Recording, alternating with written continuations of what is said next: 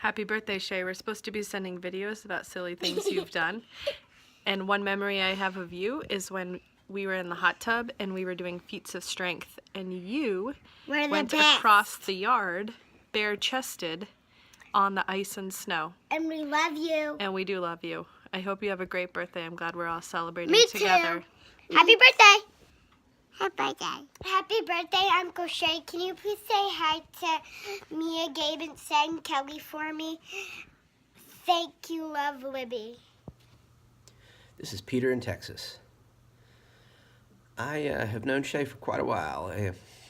We sat next to each other in thesis at Tulane in 1992. Back then, Shea had long hair, and he really liked the Red Hot Chili Peppers. In fact, I think he played the Red Hot Chili Peppers nonstop for about 3 months. Later on, we hung out in New York quite a bit. I remember going over to Rob and Shea's office on Fridays and going up to the roof and having margaritas. Remember quite a few good times at the Village Idiot, drinking pitchers of beer.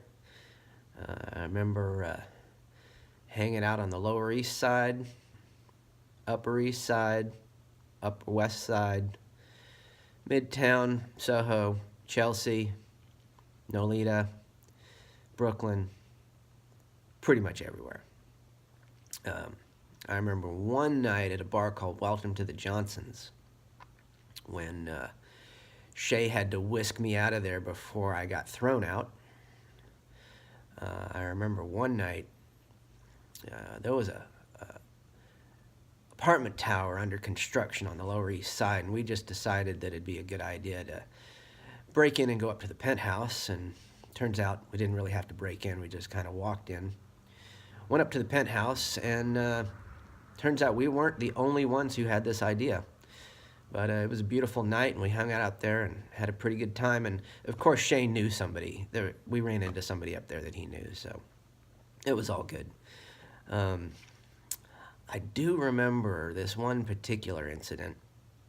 For once, Shea was not doing anything wrong.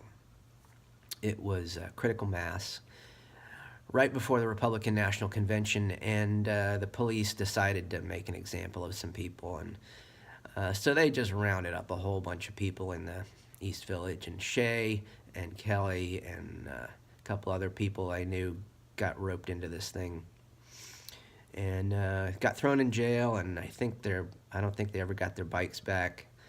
I remember they sat in jail for about 36 hours, and I went and picked them up from the courthouse in Lower Manhattan at I don't know, 8 o'clock in the morning that Sunday.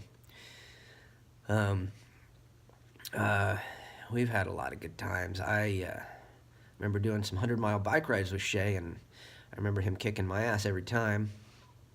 And, it's hard to believe back then that I'd be standing here right now saying these words. But here they are, Shea. Happy 50th birthday. I miss you, man. I miss you, old fucking man. Peace out.